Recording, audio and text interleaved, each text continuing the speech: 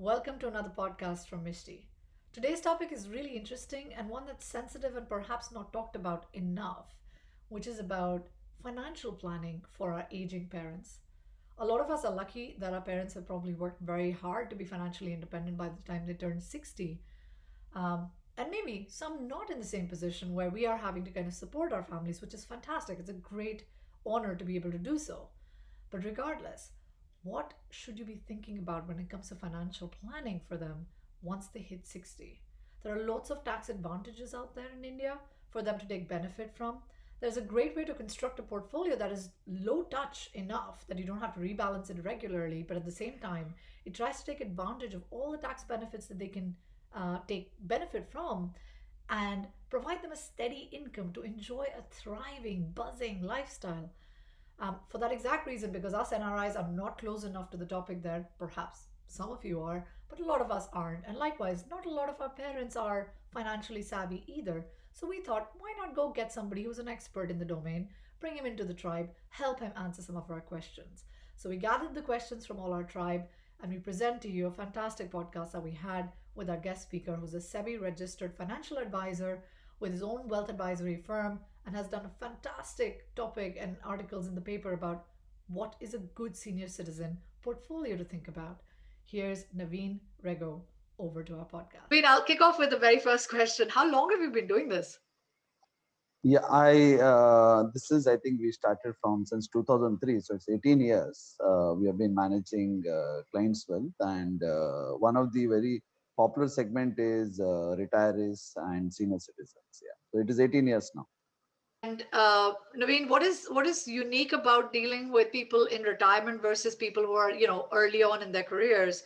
I would assume the kind of services and the kind of markets that you would suggest and recommend them, um, are they different, and how are they different? Yeah, the principles of financial planning don't change. They are same, but I think people who are earning or in active work, they typically fall in an accumulation stage. That means they don't depend on their portfolio for managing their lifestyle. But for retirees or those who don't have active income, they depend on their portfolios for managing their lifestyle. So the most critical part for these set of people, retirees, and when use the word retirees, there are people who retire much earlier also these days. They look for a very good regular income so that lifestyle is not compromised. They look for some sort of liquidity. They also look for tax efficiency and inflation beating growth. Yeah, so regular income to manage their lifestyle is the prime motive for these set of people, which many of them don't want to compromise and they want to have exactly the same lifestyle which they had during their working life. Yeah, so the portfolio construct should be in such a manner so that we balance all these factors equally. What is your advice to people who are near retirement or have retired but haven't necessarily dabbled in the markets? What is the one piece of advice you can give them in planning their portfolio or thinking about their portfolio? I would say simplicity should be the prime motive to a lot of retirees, and it's not mandatory they get into markets. So typically, if the wealth is not very large, I think at least from the Indian context, we have very simple products available. If I just put some simpler points, up to a crore of financial portfolio, they generally don't have to dabble to get some decent income. Until unless they want to do it for some sort of fun, but I think serious money which has to get into the market should be I think wealth above 1 crore and above. Otherwise, most of them can generally stay away from that or probably use a mutual fund to come to that. Yeah. So I would say retirees should focus on a lot of things which they missed in their active life rather than tracking markets and tracking geographies and inflation and interest rate. That's my take. Absolutely. No, that's a really good point. So let's go into that. If I had a crore as a retiree, what would you suggest that I do? And what would be the monthly sort of steady income that I can anticipate if I was to follow a couple of simple ground rules?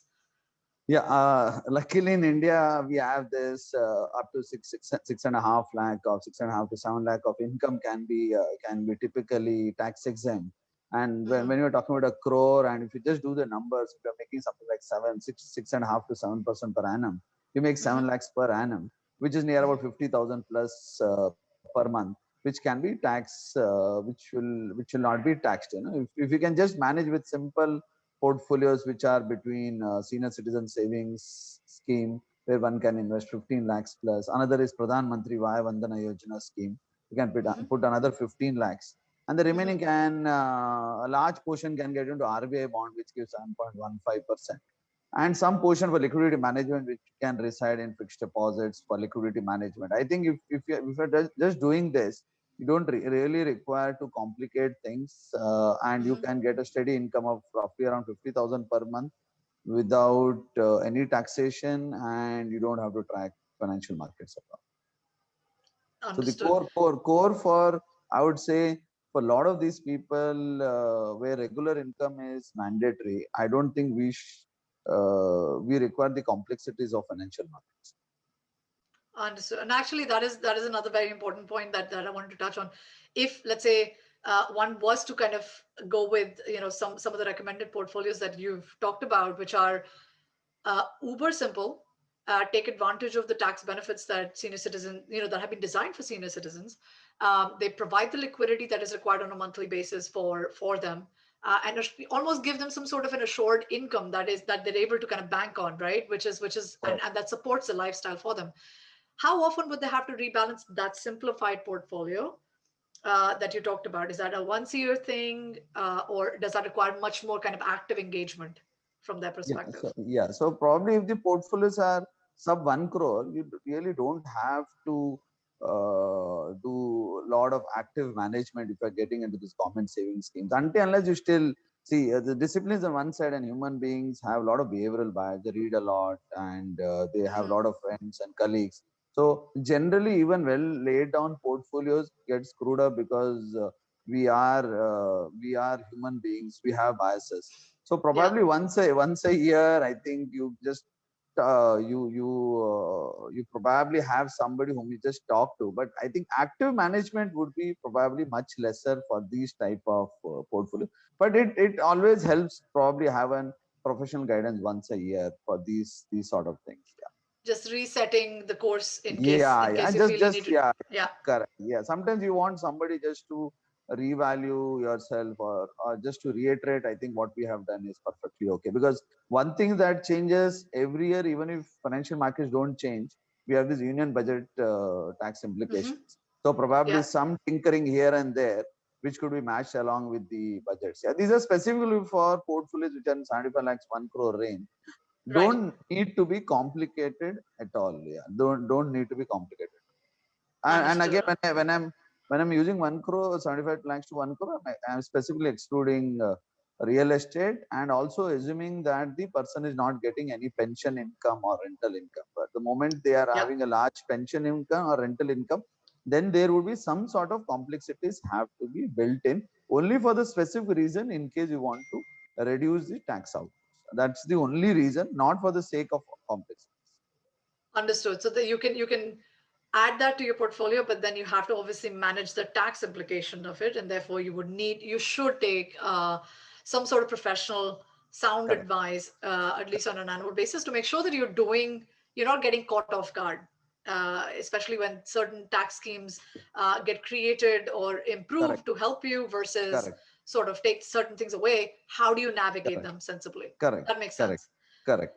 You brought up property, Naveen. I've got to ask you, a lot of parents that we've spoken with tend to have that as part of their portfolio. It's just how they've, designed their life. They had their Correct. own kind of residential home where they brought up their family, but they tend to, instead of investing in the markets, which is a much newer concept, a lot of the elderly folks invested in another property and tend to kind of rely on that rental income. Is that a smart strategy, do you think, in this day and age, or are there better ways of, are you better off with an alternative thought process vis-a-vis that investment? Yeah, one thing it is very important, and as a financial plan, I always reiterate what is the income you require to maintain your lifestyle, and the lifestyle Mm-hmm.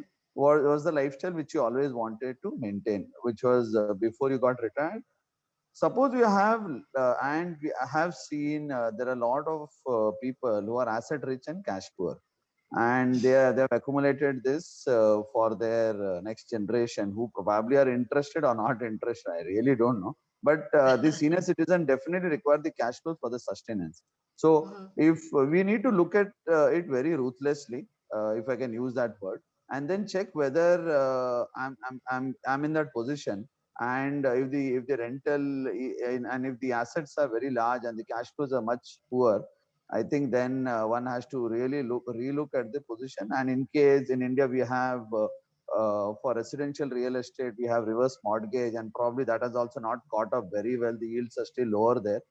Mhm. What we suggest is to generate cash flows. In case you're in residential property, Yeah. you sell that off and move to a smaller property. There's no need to be sentimental about it. I know it is very painful, but at the end of the Yeah. day, I think we need to be living rich and dying poor, not the other way around.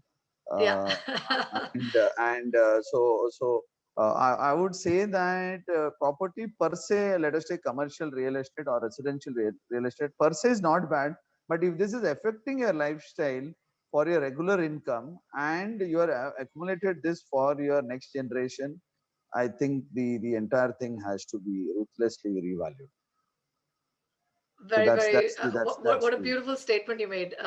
Live rich, die poor. At least you would have made the most of your time. And I think a lot of parents, and this is almost a mindset change, right, for aging parents, is for them to recognize that they've done the toil, they've done the hard work. It's okay to celebrate your retirement. It's okay to take care of correct. yourself for a change. Correct. But they're always thinking about the next, and how do you know? They're always worried about the next, and how do you take care of your kids? I think a lot of times it is a bit of a mind shift for them to uh, you know learn to take care of themselves, which I think would be a blessing not just for themselves, it would be a huge blessing for their kids as well, right? I'm Correct. an NRI, my parents live in India. I don't even know if I can ever think about any assets coming to me from there, and it would add so much more complexity to my life. I'd rather that they Correct. actually take care of themselves and enjoy and celebrate their retirement rather. And so, for a lot of people who are, this is another interesting subject which is tabooed or near tabooed in India, is talking about inheritance planning and wills. I know, I remember reading in your articles, live healthily, but think about what next, right? How are you gonna pass this on? Why is that important, and why is it not taken up as more widespread in India? It's a very important thing. Everybody has to think on this, not only so that the money which you have or the assets which you have accumulated goes to the, or probably if I can put it, who should get, how much they should get, and how do they get with tax efficiency. So that is so post one's demise, I think the asset should seamlessly move to the person whom you really wanted them to get in the best possible way, with the least friction in the family, and being extremely tax efficient. And that is a responsibility of everyone, everyone who accumulates asset, because I think we have three phases of us the journey. Once we have the accumulation phase and people start earning, and then probably people retire, that is called the enjoyment phase. And the Mhm. last phase is called the transfer phase, where we transfer our assets. So I think during the enjoyment phase, most of us and especially senior citizens, because they're older by age, should give a deep thought into this, so Mhm. that they enjoy the assets to the maximum till the time they are there, and then it goes to the loved one with the least of pain. And especially if they have NRIs, it becomes very difficult for them to come back and settle a lot of these things. So put this in order. And one thing which I always tell, during the lifetime of the senior citizen, the asset should be in the name of the senior citizen. They should not transfer to their whomever they love, because at least because of that, the dependents probably might love them. And only post their demise, it should be distributed to them, and have a very good plan to distribute, which is tax efficient and easy to implement. So that's a really good point. Just to summarize, think about your will planning. Think about you've done the accumulation. Think about, how you need to distribute it after your demise. Don't pass it on before that point. And also, the way you transfer it down would have tax implications for the people who are inheriting it. So again, it's very important to think through what is the most tax efficient way of doing it, because at the end of the day, your intention is to give as much as you can downstream to the people who are left behind. So no, very very valuable points there, Naveen. One other question on investments. What do you think about annuity based kind of insurance products? There's a lot of that out there being marketed to senior citizens. What do you think about them? Yeah, annuities are just the opposite of insurance. Insurance is to protect if you die young, and annuity is if you live long. So, especially in the Indian markets, they have really not caught up with the type of yields they are having. I think the Mm, government schemes which I mentioned mm, give much better yield than them. So, I'm a great fan of annuities, but especially in India, they have disappointed terribly. The interest rates are much lower, and the type of lock-in that happens, then especially at these times when the interest rates are at rock bottom, I would seriously be against locking the money at this annuity rate. Having said that, in case there are people who are very bad in managing the money, and they're, they're, they're really bad and they're really horrible, if I can use that word. They're very indisciplined. Then I think one portion of their portfolios can get into annuity. But there is a price to it. They will be locking at a mm, much lower rate, especially in Indian context. So probably not a great product at this point in time. We would look at more improvisation from the Indian market context, where the mm, yields are at least slightly much better than what they are at this point in time. Yeah, but they are definitely a product to be watched on mhm. as the government rates on the government savings scheme probably come down over a period of time. I think Right. annuities will catch up. At this point in time, I think avoidable. Yeah. So, in terms of your advice to people who tend to think in terms of property as investments, would you suggest REITs to them as an alternative to actual physical property, or do you think, please, what are your thoughts on that for senior citizens who have money to invest and are considering property? Is a better alternative REITs, or would you avoid that as well? Wealth is larger, and when I use the word larger, say plus 1 crore, and then you require some sort of complexity, not with the intention of complexity, but you want tax efficiency, you require asset allocation, you want diversification. So I think REITs score extremely well on that count vis-a-vis buying real estate within that commercial real estate, because they are extremely tax efficient, they are very diversified, and you don't have this liquidity risk. So a lot of senior citizens who have slightly larger wealth and want to diversify their portfolio, some portion, 5 to 10% of their financial wealth, if it goes into REIT, would be a good way to have regular inflow and not really increase the risk of the portfolio. Yeah. And Indian markets probably at this point in time we have three listed REITs which have come in. Yeah. So that's a good way to diversify. So Naveen, I think it's very helpful for the audience as well as senior citizens who are thinking about financial planning. What is the best way to take the first step? What would you recommend? If today is the day they decide, I'm going to make that change, what do they need to do? What would be your words of advice? Yeah, the first most critical thing is whether I am leading the lifestyle which I really want to lead. If that answer is no, then there is some problem. There is Okay. some. You have the asset and the cash flows are not happening. Then I think there is a serious problem. It's a Hmm. serious problem. So probably I think we discussed earlier also, and most Hmm. of them probably might have large real estate, and especially in the Indian context Yeah. they would have had. And they need to really see, for all these years I've worked so much, I've taken care of my kids, and at this point in retirement I want to live my life, and I don't have that enough money, but I have a lot of assets. Then Mm. I think there is something seriously wrong, and I think we are already late. We should have done yesterday, Yeah. so we should just start working on it. Yeah. Hope you enjoyed that podcast. We certainly did. And if you have any further questions, whether it's on finances, investment, estate planning, whatever it be, please don't hesitate to reach out to Team Mishti. We're always glad to answer. And as a community, I think we're a lot stronger when we work together. So, what we do as Mishti is we gather all your questions, we collate them, and we find the right expert on the other side to help us find the answers to those questions. So, please keep them coming. And if you aren't already a member of the tribe, please consider subscribing. And if you can, it would be awesome if you can share the love with other friends and family who are also in the same boat. Us NRIs sticking together and trying to find solutions for this community as one, as opposed to finding it individually, is what we believe is the step forward. So that's what we're trying to do in Mishti, and we would love to have you, your friends, your family join the vision.